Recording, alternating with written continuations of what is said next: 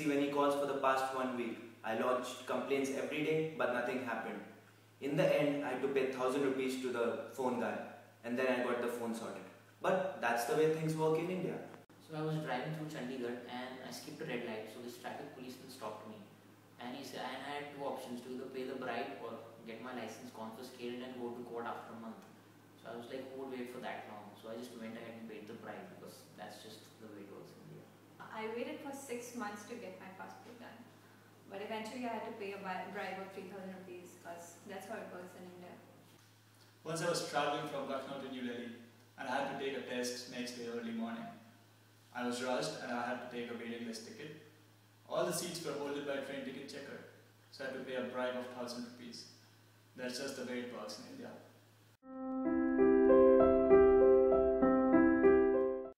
That's just the way it works in India. But does it have to work that way? We accept corruption because we don't have the power to deal with it. 1 billion people have no choice but to feel powerless. Now that's a funny thought. But we don't buy that. In fact, we did something to fix that.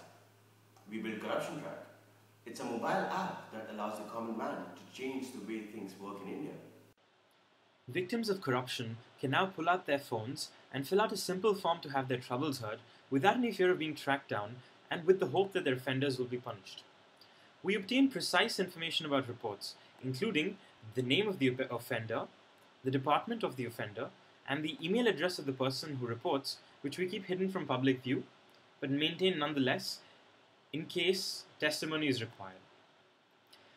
Details of the various incidents collected can then be consumed by means of a heat map, which is supplied with marker clustering.